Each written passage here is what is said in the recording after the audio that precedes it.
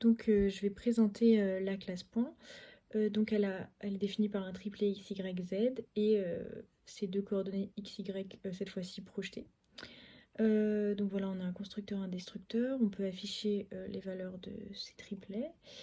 On a une méthode de projection, donc qui utilise la projection en Lambert 93. Et ensuite, on a deux méthodes qui sont complémentaires, qui permettent de savoir si un point est contenu dans un triangle ou pas. Euh, donc, si je détaille un tout petit peu plus ces deux méthodes, euh, donc en fait, on va regarder si un point est à gauche d'un segment, mais aussi à droite. En fait, ça veut dire que il appartient au triangle. Donc, c'est une condition géométrique assez simple qui permettait de trouver si un point appartenait bien à un triangle. Là, on a la projection classique en Lambert 93. Et voilà, c'est à peu près tout pour la classe point. Ensuite, on a la classe triangle. Donc, j'ai défini qu'un triangle se définissait par les trois points, trois de ses sommets.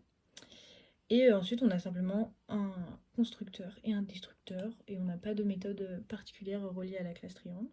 Pour le nœud, j'aurais pu simplement faire une structure, mais finalement, je trouvais que c'était plus propre en faisant des fichiers à part.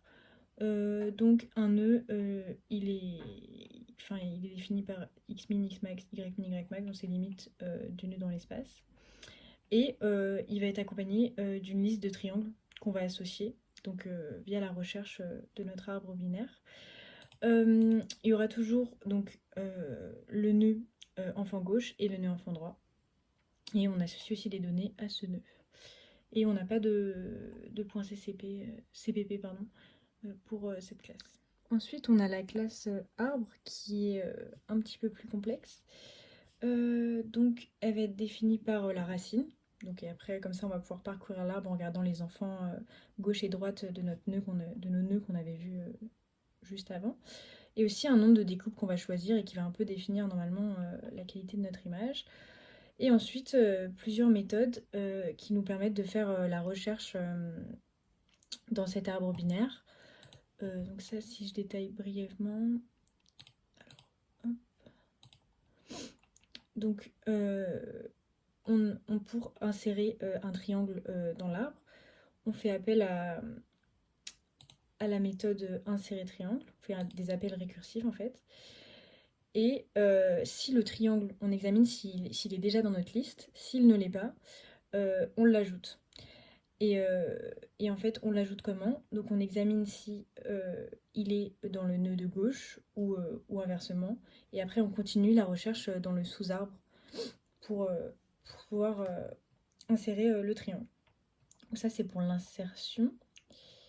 Et ensuite, on a quelque chose de relativement similaire pour la recherche d'un nœud.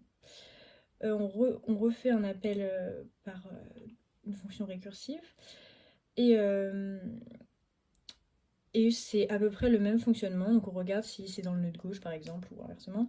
Et après on continue la recherche. Et, euh, et voilà. Donc maintenant, en ce qui concerne le main, on a bien nos deux paramètres d'entrée, donc la largeur et le nom du fichier. Donc je vais build. Voilà, on n'a pas d'erreur. Et par contre, pour compiler, maintenant que j'ai rajouté les paramètres d'entrée, il veut plus lancer le fichier ici. Du coup, je vais le faire dans le terminal. Il me dit que la version de CMake est plus bonne. Donc voilà, et maintenant, donc je mets le nom du fichier et j'ai pris 800 comme largeur. Donc d'ailleurs, si on part de 800 qui est arbitraire, donc finalement je n'ai pas réussi à générer d'image convenable. Mais donc j'avais déterminé la longueur de l'image grâce à cette largeur. Donc en examinant le poids, la hauteur et avec une résolution, je trouvais une longueur. Donc voilà, ça c'est juste pour la taille de mon image. Maintenant on va reprendre au début du fichier. Donc voilà, là c'est simplement le traitement des paramètres d'entrée. Ensuite, une fois que j'ouvre mon fichier, donc en lecture, je vais donc parcourir chaque ligne Et donc là, on a introduit ce qui est nécessaire pour la projection en Lambert 93. Je vais examiner. Donc là, c'est pour trouver x min, x max, y min, y max. Donc voilà, et alt min, alt max. Donc ça, c'est pour définir la taille de mon image, comme je l'ai expliqué précédemment. Et ensuite, on récupère dans ma liste points les points qu'on vient de lire ici en utilisant la classe point que j'ai expliqué précédemment. Donc voilà, voilà. Donc, comme on peut voir, donc là c'est la taille qui est affichée. Donc on a un assez grand nombre de points. Ensuite, je crée un vecteur point Delaunay. Et là, j'ajoute simplement les coordonnées, mais juste en x et en y projetées. Car il faut une forme particulière pour qu'il soit accepté par la bibliothèque Delaunay. Donc voilà. Ensuite, on va s'occuper de faire notre triangulation. Donc pour cela, on parcourt toutes les triangles qui ont été générés par la triangulation D qui a été faite par la bibliothèque. Et en fait, on va prendre les coordonnées de tous les points. Et à chaque fois, on va associer donc un triangle. Donc, comme on peut le voir ici, donc on prend tous les sommets et on crée notre triangle à l'aide des points ABC. Et ensuite, on insère le triangle dans notre arbre binaire, comme j'ai expliqué dans une précédente vidéo. Et alors là, c'est là où on a un problème. En fait, je n'arrive jamais ici, depuis que ma complexité doit être mauvaise. J'ai beaucoup cherché, j'ai pas trouvé. Mais je vais quand même présenter la fin de mon projet. En fait, je pense que la complexité de insérer triangle est mauvaise ou je me suis trompée dans la façon de... Le vecteur que je donne à la triangulation de Delaunay est mauvaise. Parce qu'en fait, ça me paraît être un nombre énorme de triangles. Donc, je sais pas. Donc, bref, voilà. Ensuite, si ça avait marché, j'ai mon image qui se génère et j'utilise une AxBimap.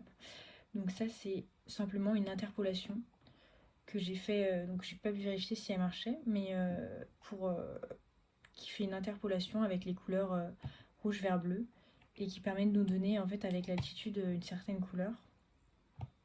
Et donc bon, ça c'est pas généré. Et ensuite, donc là après c'est l'écriture, donc la génération de mon image. Donc ça c'est pour le format. Donc c'est les premières lignes. Et ensuite je parcours les lignes et les colonnes. Je calcule les coordonnées de mon pixel. J'initialise sa couleur. Donc ça c'est pour donner à chaque triangle, essayer de trouver le pixel voisin et pour pouvoir donner une couleur au pixel. Voilà, j'essaye d'aller un peu plus vite. Et donc voilà, à chaque fois je regarde si un point appartient au triangle ou non. Voilà, donc pour trouver finalement le plus proche voisin. Et ensuite, dès qu'on a trouvé le triangle, voilà, on sort de la boucle. Et voilà. Et sinon, si on ne trouve pas, en fait, on dit que le pixel est noir. Et voilà. C'est à peu près tout. Et c'est dommage du coup que j'ai bloqué ici au niveau de la complexité, ou je sais pas, du type ici.